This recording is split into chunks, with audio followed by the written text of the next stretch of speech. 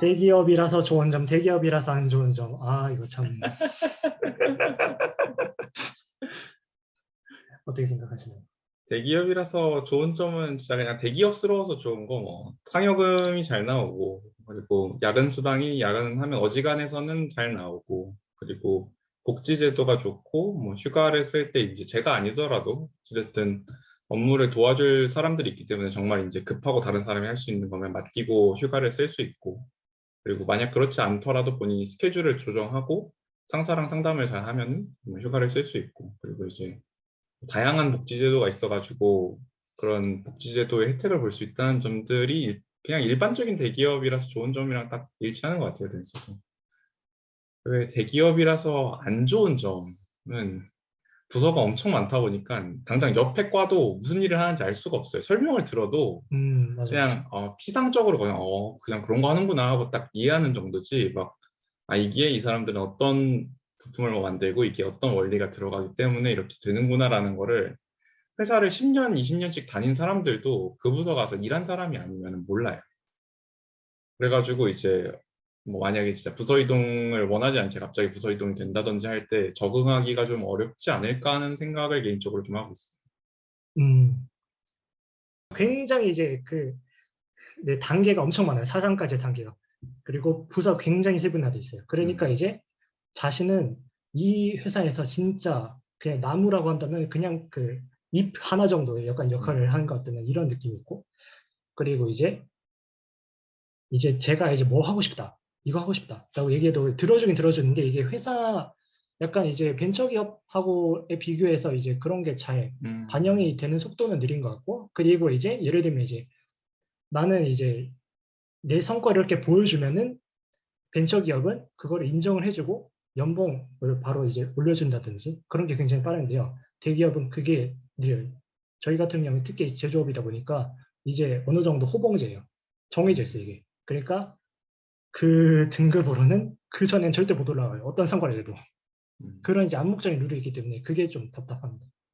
사실 이제 일본 대기업 특징이라기보단 제조업계에서 특히 음, 자리 잡은 뭐 어떻게 보면은 편안한 마음으로 직장을 다닐 수 있으니까요. 성과에 그렇게 막 압박을 받지 않고 그런 점에서는 좋지만 이제 이렇게 욕심이 많은 사람한테는 굉장히 답답하죠.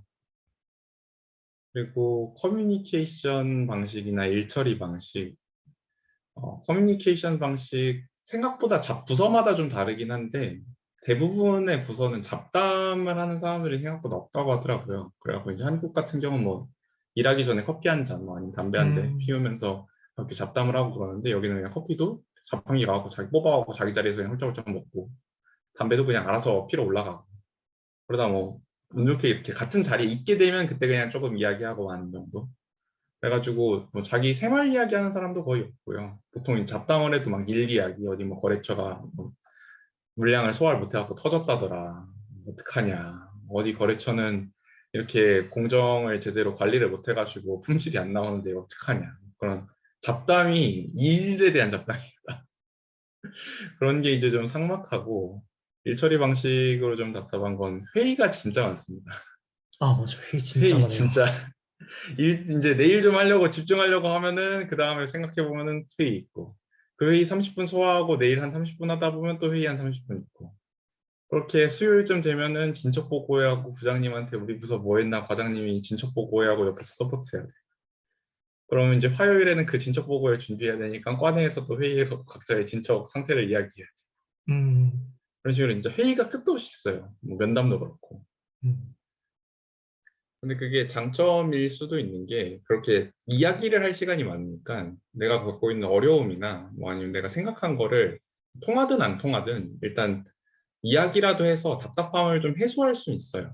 그런 게 생각보다 굉장히 자리를 잘 잡은 회사가 많아요. 경직된 분위기보다도. 뭐 실제로 이제 회사 분위기는 경직돼 있더라도 적어도 이야기를 자유롭게 할 수 있는 회사가 많기 때문에 회사를 다니시면서 이제 본인이 하고 싶은 말을 막 뭐 진짜 나쁜 이야기가 아니다 하면 못할 일은 거의 없다고 생각하셔도 될 것 같습니다.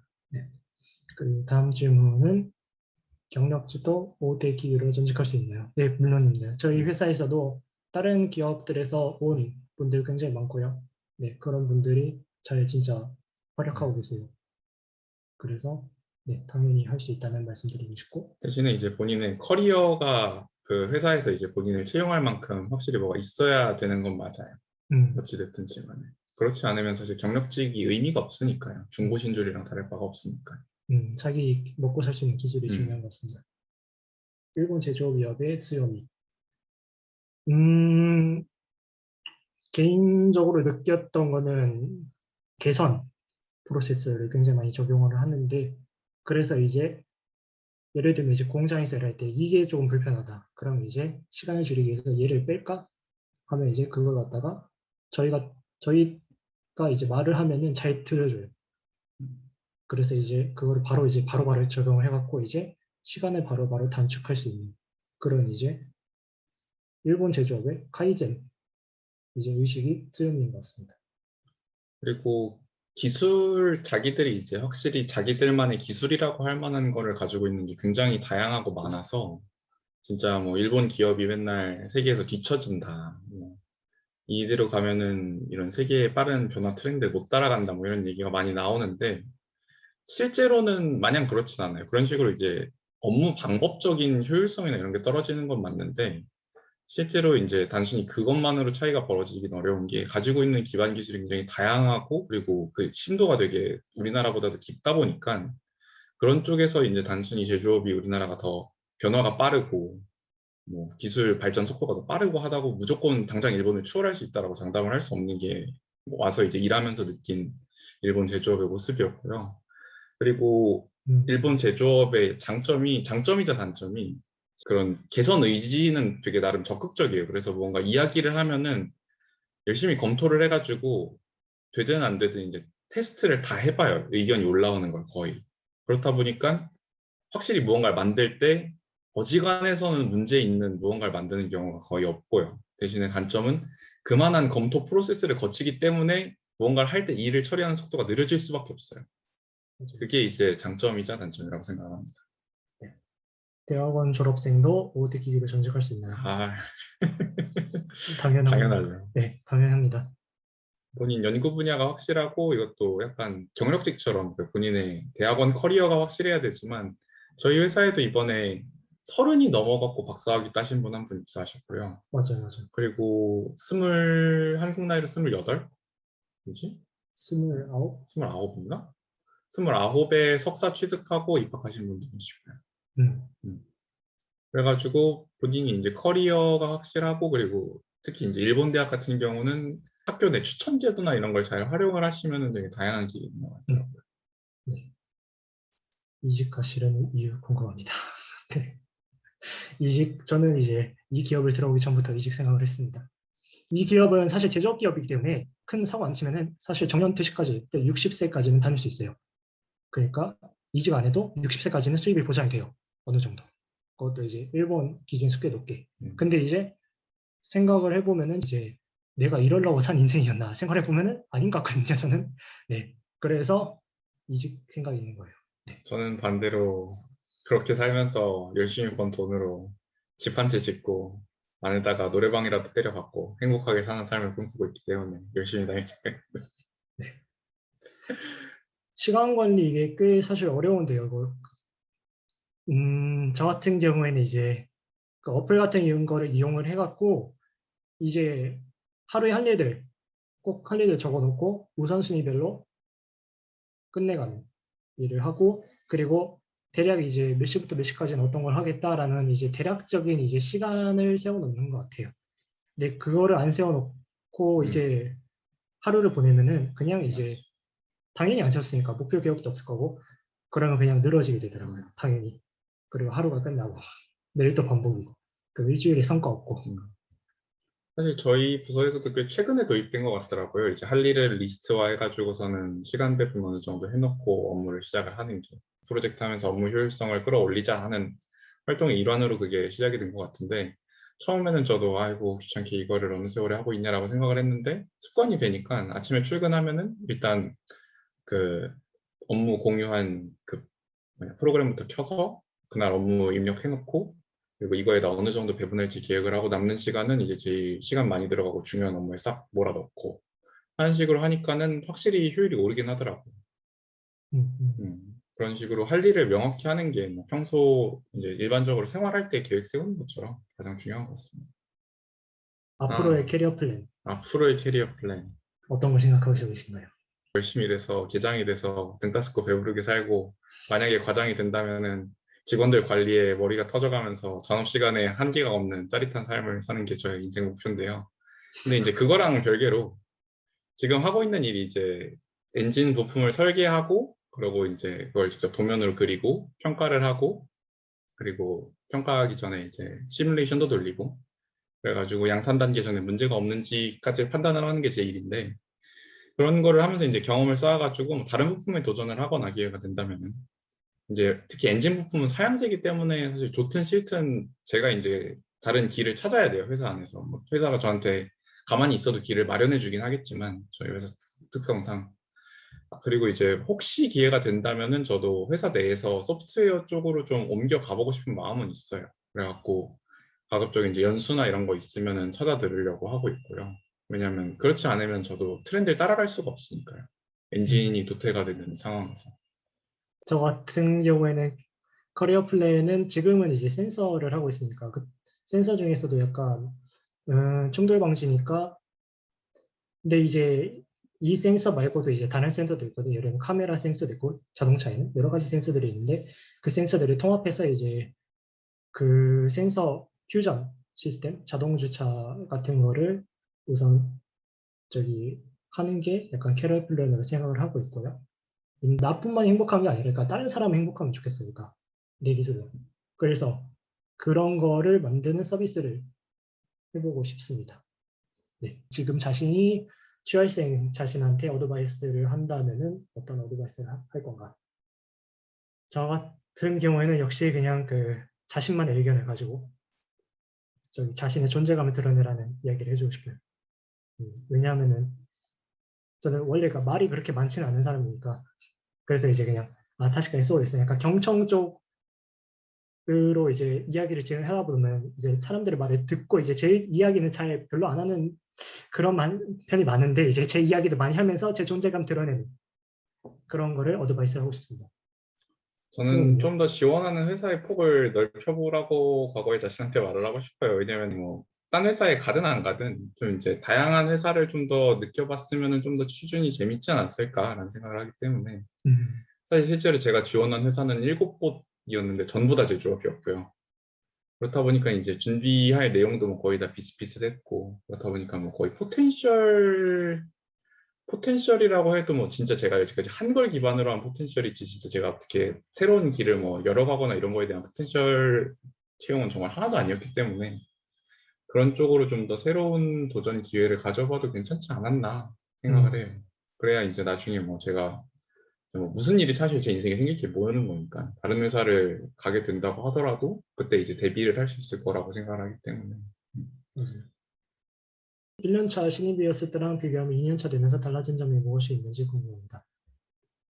1년차 때 신입을 생각을 해봤으면 그때는 이제 약간 배운 입장이기도 했고 그리고 이제 약간 분위기가 저한테 이제 이런저런 실험을 해라, 평가를 해라 이런 게 떨어진 상황이었기 때문에 이제 제 의견을 내는 게 이제 많이 적었던 것 같아요. 제 존재감을 드러내는 게.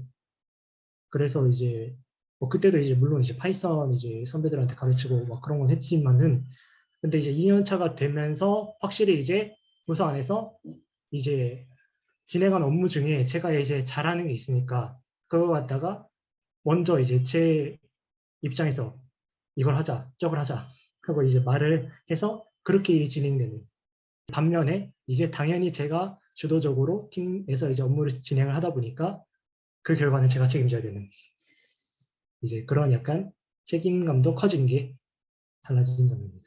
저는 사실 이제 2년 차라고 하긴 약간 애매한 게, 작년 11월 입사다 보니까 아직 만 1년도 못 채웠어요. 처음부터 일에 던져지다 보니까 처음에 진짜 뭐 하나도 모르고, 회사 시스템도 엄청 복잡한데 다양하고, 활용할 줄도 몰라갖고 맨날 손들고 OJT 살려주세요 하고 옆에 있는 사무직분한테 사무직분 살려주세요 하는 게 일이었는데, 지금은 이제 그런 거를 좀 더 능숙하게 처리할 수 있고, 그리고 제 일이 생겼죠. 그 전까지는 뭐 이제 평가해라 평가하고, 이거 공부해와라 공부하고 이런 거였는데, 지금은 도면을 그려라 하면은 그럼 내가 이 도면 어떻게 그려야 좀 더 깔끔하게 잘 그릴까, 좀 더 업무 시간을 어떻게 단축할 수 있을까, 오류가 어떻게 안 생길까 이런 것들을 좀 더 고민을 하고 그런 음, 걸 이제 OJT랑 직접 이제 부품에 대한 이해도도 올라갔으니까 그런 걸 직접 하면서 그런 걸 이제 상담을 하면서 여기 이렇게 되는데 맞냐, 틀리냐 이런 걸 이제 물어볼 수 있는 정도까지 성장한 게 과거의 저와의 차이라고 생각합니다. 모회사니까 저희한테 일을 주고 저희는 그 일을 받아가지고 뭐 만들라고 하면은 만들고 그래서 문제 생기면 회의하고 그래가지고 뭐 이거 2단가에 못 맞춘다 아니 뭐 이런 공정으로는 만들 수 없다 아니 이런 이 설계는 실제로는 실현될 수 없는 설계니까 우리가 이렇게 수정해도 괜찮냐 보통 이런 거를 이야기하는 거죠. 일단 이제 완성차 업체이기 때문에 이제 음. 차량을 갖다가 디자인을 하고 차량 설계를 하고 이 차량을 어떤 성능을 갖다 보여줘야 된다를 이제 규정을 하고 그거를 맞추기 위한 부품들을 갖다가 이제 같이 설계해 나가고 그런 거예요. 그리고 제조업계에서는 영어가 크게 요구되지 않을 거라 생각했는데 구체적으로 영어 실력이 요구되는 경우가 궁금합니다. 저도 처음에 그렇게 생각을 했어요. 왜냐면은 저희가 이제 그 공대 다니시는 분들은 원서 많이 보시고 번역서도 많이 보실 텐데 번역서를 보면 한자 표현이 되게 많잖아요. 특히 이제 뭐 컴퓨터 공학 외에 다른 공학을 하시는 분들. 근데 이제 그 한자어가 어디서 오냐면 거의 다 일본 쪽 용어를 우리나라에서 이제 우리나라는 번역 역량이 굉장히 부족한 편인 나라다 보니까 그걸 그대로 그냥 음차해가지고선 들여오는 경우가 많아요. 그래서 이제 저도 회사에 가서 일을 하면은 어차피 다 한자 쓰고 할 텐데 번역서 열심히 받고 영어 열심히 외웠으니까 큰 문제 없지 않을까 했는데 막상 그렇지가 않더라고요. 왜냐면은 결국 이제 저희도 글로벌 회사인 만큼 저희가 사내에서 업무는 일본어로 처리를 해도 이제 지사 전체들이랑 공유를 하는 거는 결국 영어로 자료를 짜야 되는 경우도 있고요. 아까 말씀드린 것처럼 지사에 이제 영어밖에 못 알아듣는 직원분들이 계실 경우 이제 그분들이랑 영어로 메일 주고받아야 되고요. 그리고 이제 정보를 찾아볼 때도 모든 음, 정보가 일본어로 나오지 않아요, 당연히. 왜냐면은 이제 회사에서 저희한테 완벽한 교육 매뉴얼을 제공을 해줄 수가 없는 게 일을 하면서 쌓인 데이터라는 게 너무 크다 보니까 그거에 맞는 모든 매뉴얼을 만들 수가 없어요. 그래갖고 처음에 이제 날라오는 이 정보들을 따라가려면 어떻게든 인터넷에 있는 정보를 저도 긁어 모으면서 따라가게 되는데 그렇다 보니까 이제 뭐 당장 제 부품이 뭔지 인터넷에 검색을 해보고 이게 어떤 원리인지 음, 매뉴얼이 너무 애매하게 나와 있었기 때문에 그것도 막 구글에다가 뒤져가지고 위키피디아 막 열어보고 그러면서 다 찾고 그리고 이제 그런 정보를 검색하기 위해서라도 영어가 필요하고 그리고 일을 하면서도 지금 캐드로 제가 도면 작성을 하고 있는데 회사 캐드 매뉴얼은 이제 되게 단편적인 기능들밖에 없어요. 이거를 어떻게 응용을 해야 되는지는 결국 제가 미리 알고 있거나 인터넷을 찾아봐야 된다는 거죠. 그렇게 되면 또 이제 유튜브에 열심히 검색해가지고 인도나 아랍권 영어 하시는 분들이 똑똑한 음, 머리로 만들어 놓은 캐드 설명 동영상 막 보면서 오늘도 당신들 덕분에 도면을 그릴 수 있습니다. 감사합니다 하면서 도면 그리고 근데 이제 그런 것도 다 영어고요. 코딩을 하다 보면은 결국 이제 GitHub라든지 아니면 다른 사람들이 인터넷에 올려놓은 소스 코드 같은 걸 참조하기 위해서 그 설명을 또 영어로 이해해야 되는 경우도 있고요. 음, 음. 맞아요. 그 뭐 구체적인 뭐 번역 업무 같은 것도 있겠지만 이건 사람마다 차이가 있기 때문에 뭐 보통 이제 제조업계라면 이제 부품이나 부품 사이에 이제 아니면 IC 칩 같은 거 안에 이제 통신 규격이 있을 거 아니에요. 근데 그런 이제 통신 프로토콜이라는 게 보통 영어로 작성되어 있는 경우가 굉장히 많습니다.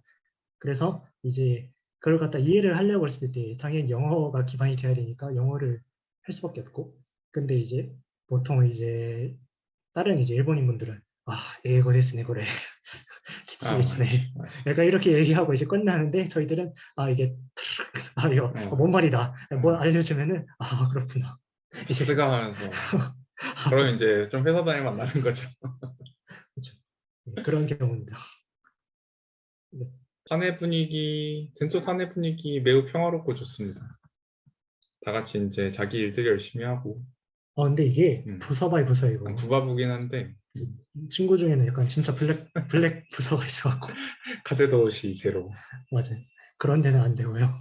네, 부서 바이 부서인데 저희는 굉장히 좋은 것 같아요. 말 만들어주는 모습이 진짜 어, 말만 들어주고 잔업 시간 좀 어, 주세요 하면은 안 주고 너 효율화 아직 안 됐잖아. 어, 효율화 해. 약간 이렇게 어. 면박 주는 부서도 있다고 들었고 저희는 이제 아, 잔업 30시간 정도까지는 해. 괜찮아. 그리고 그냥 잔업하고 이제 돈 벌고 그러면 마지막 질문으로 우선은 저기 군대 때문에 내 동기들에 비해 나이가 많은 상태에서 지나셨을 텐데 곤란하거나 힘드신 적 있으신가요? 네, 윤님 질문 감사합니다. 지금 그러네요. 힘들진 않고요. 약간 역시 입사가 늦다 보니까 석사 졸업하고 일본에서 온 애들도 저보다 나이가 적어요. 한 2살 정도. 그러니까 그쵸. 거기부터 약간 시작의 차이를 느끼고 아 그러면 나는 이제 현실적으로 생각을 해봤을 때 이 회사에서는 과장 달기는 힘들겠다. 이건 알 수 있었어요. 그러니까 약간 이직하고 싶어지는 것도 그런 것도 있고.